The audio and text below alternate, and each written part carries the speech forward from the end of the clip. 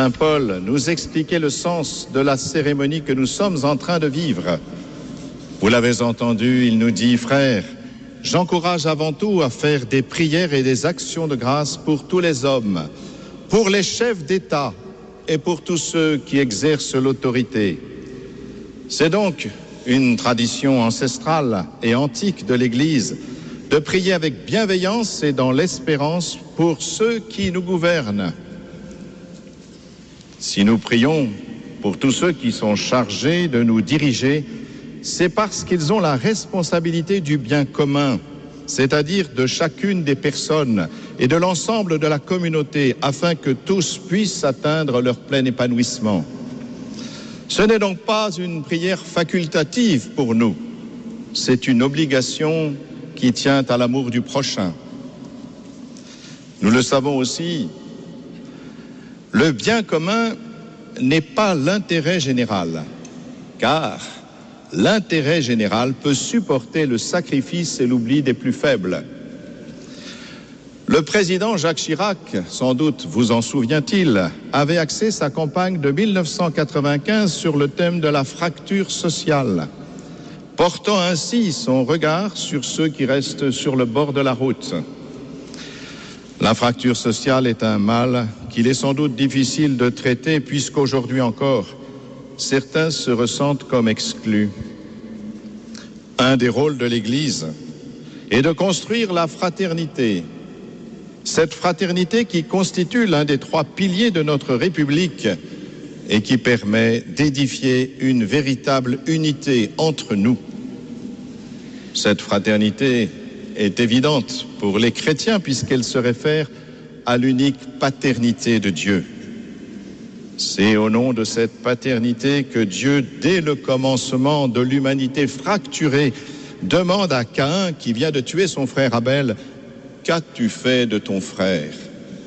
Peut-être cette question s'adresse-t-elle aussi à chacun de nous. Qu'ai-je fait de mon frère ? L'attention aux plus petits, aux plus faibles, aux laissés pour compte est une caractéristique du christianisme. Nous l'avons entendu dans cet évangile choisi par la famille. J'avais faim, tu m'as donné à manger. J'avais soif, tu m'as donné à boire.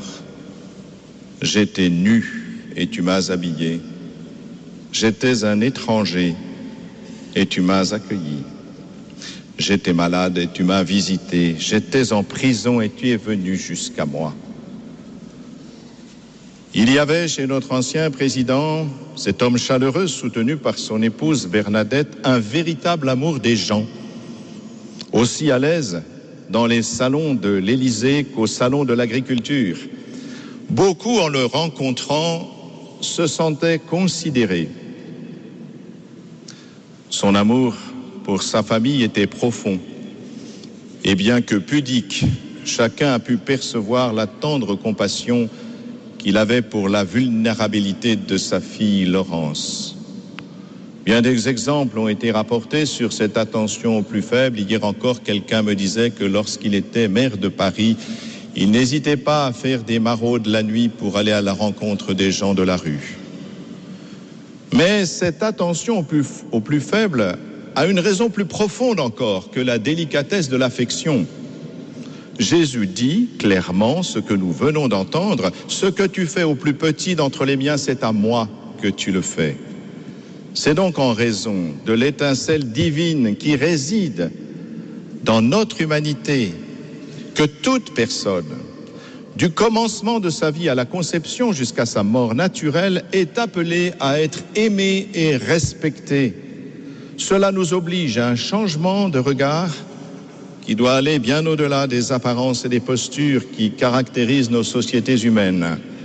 Dieu voit le fond du cœur et il convient de se mettre à son école. En effet, les gestes que nous posons vis-à-vis d'un frère en humanité va bien au-delà de l'entourage et de la dimension sociale et politique, car il passe par le Christ et par lui atteint les autres jusqu'aux extrémités du monde. Gouverner, c'est prévoir. Cette célèbre citation d'Émile de